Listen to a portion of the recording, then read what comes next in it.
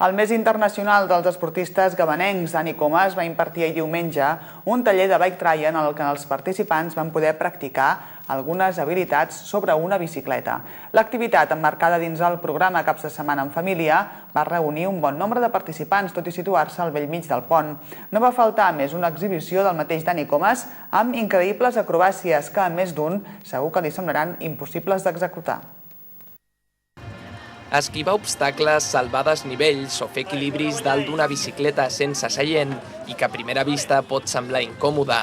Qualsevol d'aquestes habilitats és possible al costat del 6 vegades campió del món en bike trial Dani Comas, i quan les fa ell mateix, fins i tot sembla que això sigui bufar i fer ampolles, però en realitat aquest esport requereix constància i molt d'entrenament.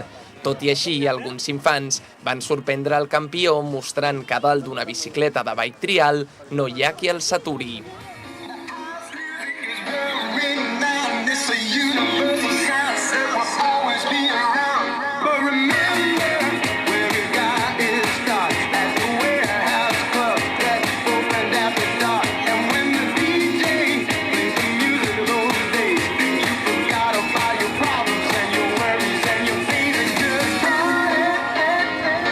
És més que res que vagin en bicicletes de trial, ja que les bicicletes de carrer o les bicicletes de trial són bastant diferents, i aleshores una mica perquè vagin coneixent el que és el món del bike trial, no?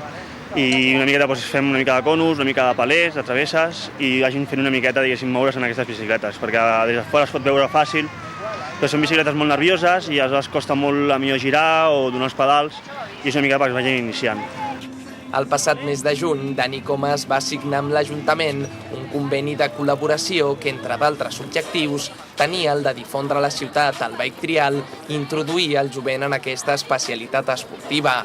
Resta pendent adequar una pista de bike trial a la ciutat en un lloc encara per determinar, però que podria ser el Turó del Calamot, un lloc idoni per la pràctica i l'entrenament del bike trial. La veritat que content per poder fer això aquí al meu poble i que la gent comenci a animar-se una miqueta, i jo crec que és un treball que necessita una mica de constància, no? Jo crec que a poc si es va fent s'anirà animant més la gent i es podrà animar més al món del bike trial aquí a Gavà. Aquest taller de bike trial va finalitzar amb una exhibició del mateix Dani Comas. L'esportista, que actualment s'està preparant per la nova temporada de bike trial, va delectar el públic amb girs de 360 graus, salts d'increïble alçada i altres habilitats sorprenents.